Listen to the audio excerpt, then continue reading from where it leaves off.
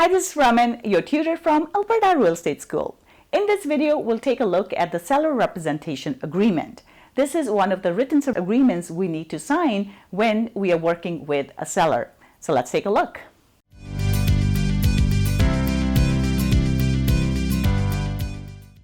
So in the seller representation agreement, it will have the contract is always between the brokerage and the seller. It will say what property we are selling. So it will have the municipal address of the property and the legal description of the property.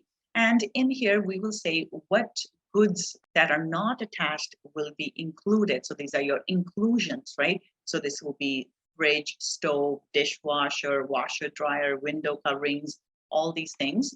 And what are they going to take with them, right? So we will include that in here as well. And then how much are you going to list the property for? What is the proposed possession date, which can of course change in the purchase contract, but we got to have something here. And then this is for designated agency. So you appoint, this will be a designated agent as the person. So this will be your name and you will be the designated agent for that person. And then it will have the start date, seller representation agreement in there. And then it will explain our responsibilities. So these are brokerage responsibilities. So the brokerage will, because it's a designated agency, will be impartial. They'll make sure that designated agent represents and follows the policies and procedures of the brokerage.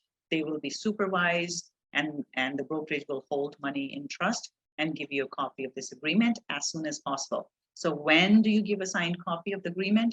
As soon as they're done signing, you take a copy, you give it to them, okay? And then it will also talk about designated agents' responsibilities. So in this case, the designated agent will market the property unless it's sold, keep you informed of the marketing activities, tell any buyer interested in the property, they are your agent, disclose the material latent defects, so all these things, right? So they will lay out all the responsibilities of the designated agent.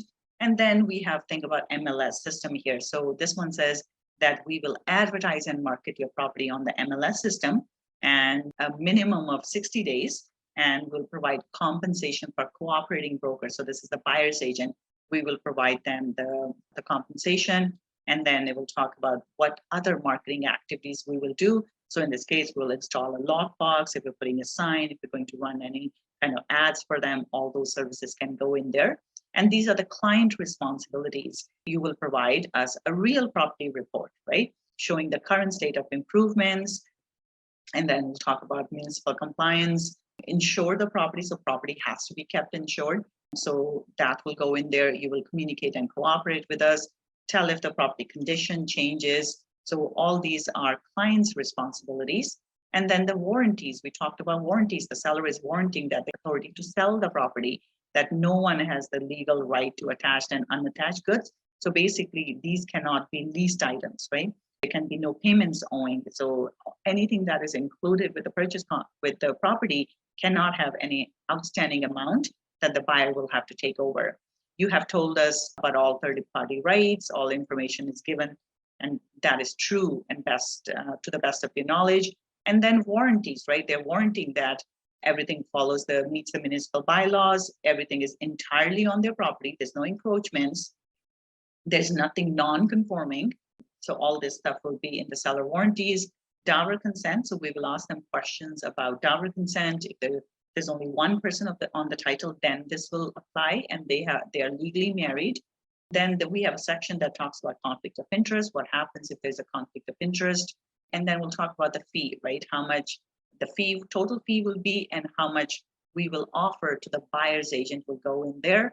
Personal and confidential information, there's a section on how personal and confidential information will be used. So in this case, they are giving us consent. So this is express consent to collect, maintain, use, and disclose your personal information, which will include images, audio, and video recordings of the property for all uses consistent with the listing and marketing the property, right?